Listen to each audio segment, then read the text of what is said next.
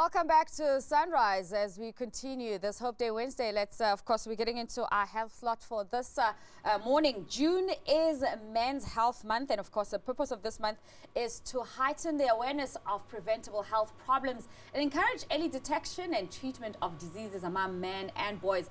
It is about the health risks men may face and how to prevent them, and what symptoms to look out for and how to get help. Well, to talk more on these, we're joined by Dr. Mhinga, and you at home can be part of our conversation by giving us a call on 011-447-1742 or 447-1620. Good morning to you, Doctor, and thanks for joining us. Abshane. Hey, Minjani.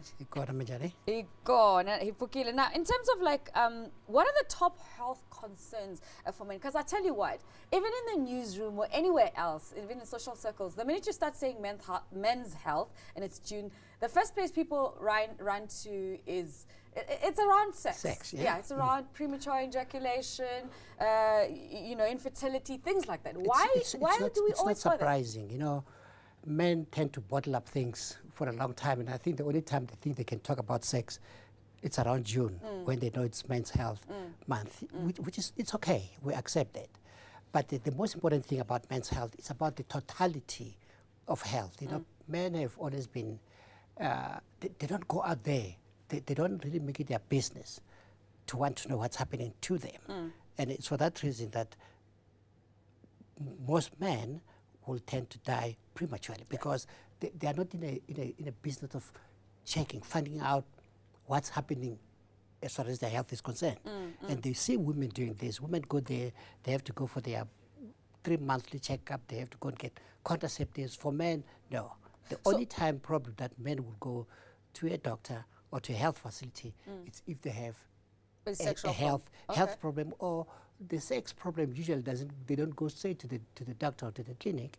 They have to get somebody to relay the message, and they hardly ever do it themselves. Okay, so what are the killers of men? I mean, why are men dying younger than women? I think men basically they love taking risks.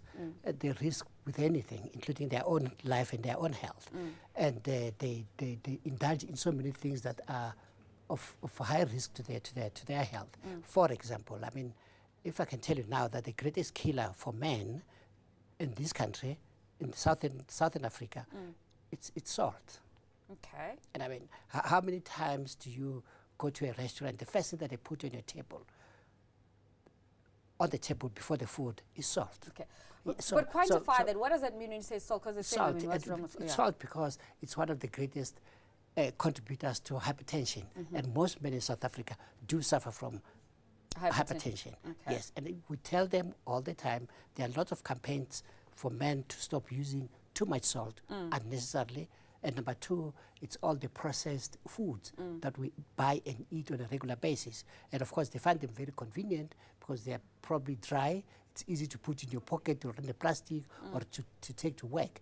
But ultimately, it affects you. It affects your health. It affects your blood pressure. It affects your cholesterol. And ultimately, it affects your sugar, the sugar content. So these are the things that really affect and kill men, and they tend to die prematurely. And the fact of on top of that, because of poor health checkups, they don't subject themselves, including with the big disease that we have in this country, we're grappling with HIV. It's not very few men really volunteer to go there to the doctor and say, I want to check my status. And we still find that it's mainly women. Maybe who find out and then they confront their partners and say, okay, and then therefore they're forced to do that. Okay, so the importance of men knowing their numbers. What are the basic things, what are the things that they need to know? You have to know how much you weigh. First of all, you have to know how old you are. And number two, you have to know how old you feel. And when it comes to your blood pressure, you have to do your sugar. You have to know your cholesterol levels. And of course, if you have the time, you have to know your abdominal circumference. Okay, so this belly fat, because that's another big conversation as well. What is going on with that? How do you even determine that you have this belly fat and why it's not good for you? It's easy. Take a tape measure, run through the umbilical area. If it's more than 94 centimeters, you're out of shape. You're out of shape. And of course, sometimes you stand in front of a mirror, you can actually see it. And if you don't trust the mirror, take a selfie of your time, Of you can see yourself, that yeah, this, okay. this is out of shape.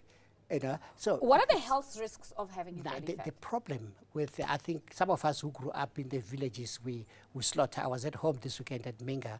There was a lot of slaughtering because of the funeral. When you, just as you slaughter, you skin the animal. Under the skin, what you see and find, it's a lot of yellow fat that is, which is actually responsible for the belly, the belt that you see. And most people tend to call it an anaconda, you know, because of its nature and the distribution. Yeah. But that contains a lot of fat, and that is the one, unfortunately, That's not good for you. that the kind of fat that you find around the belly, it works against, we'll talk about it sometime, it works against your testosterone. Your testosterone. Testosterone. Okay. That's a very important question.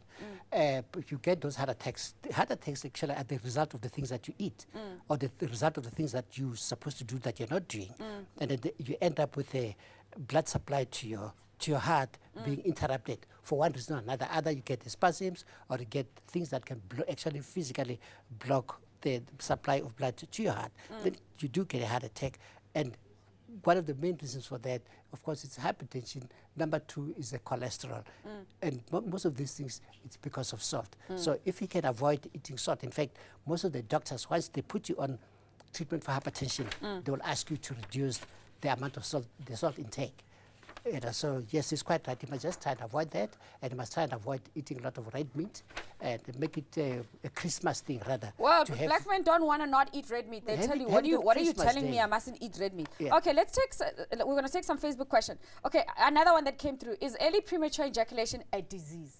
Yes, it is a condition. I don't want to call it a disease. Oh, it's a condition. It's a condition. Okay. I don't. Yes, it does happen. What it means, early premature ejaculation, is that you need to have some bit of time when you have sex before you can actually ejaculate. Obviously, you need a bit of time to have pleasure, sufficient enough time, pleasure for yourself and pleasure for your partner.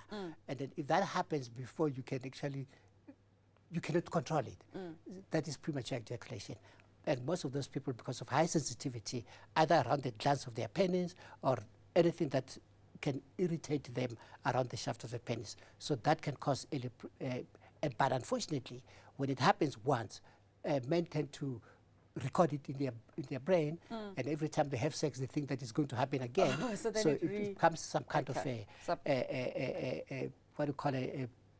You are under pressure. A recurrence, That's or right. yeah, okay. It recurs because now you're under pressure.